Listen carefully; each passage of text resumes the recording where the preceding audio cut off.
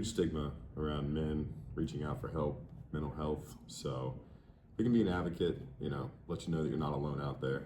We got to speak up for each other. Healthcare literacy is the number one determinant of health outcomes and plan costs. So I'm going to turn this camera over to a colleague, Derek York, and we're going to talk a little bit today about mental health. So there's a period of time in your life where you hadn't realized that yet, right? Probably longer than I'd like to admit, yes. Okay.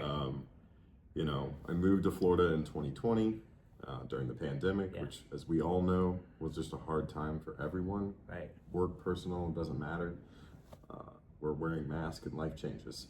So just going into a new state, a new job, new opportunity. I moved into the healthcare consulting space. So I felt like there was a lot more going on in the world, right? It was people's livelihoods were at stake, the companies were at stake. It really hit me when I got into learning more about the healthcare. And as I'm teaching employers about it, and whether it's how to use their Florida Blue, find a doctor, or what resources you have access to, we were teaching a client mental health. It was about halfway through when I realized that this is way more for me than it was for them, and that's so I dug into it and looked into our what programs we had access to. 30 years old, never had a therapist in my life. Okay, and I felt like it was getting to a point too where I was putting too much burden on my friends and family. So when we think health, we just think physical, right? But there's so many components to health. You have your emotional well-being, your physical well-being, your spiritual well-being. All of these things come together to make up who you are.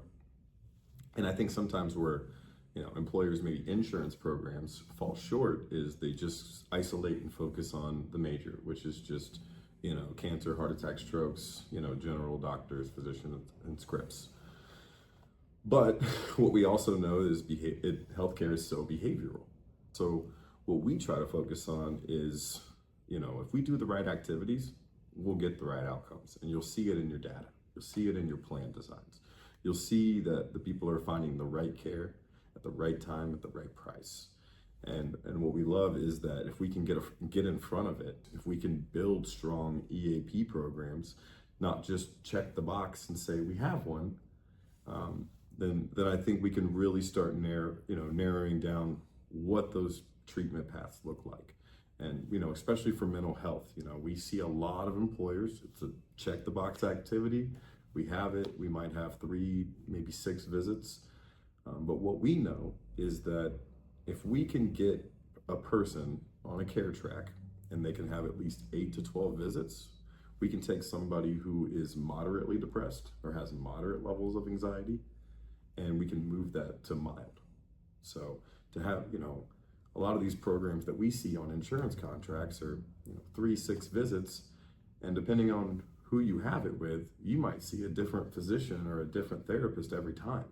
So building that rapport and meeting that person where they're at is where we start, and then working on the overall health versus just the physical health or the mental or the spiritual. It all comes together.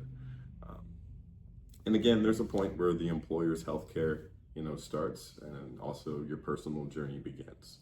So I don't think that the employer falls 100% responsible to handle all of these issues, but we certainly start as a starting point.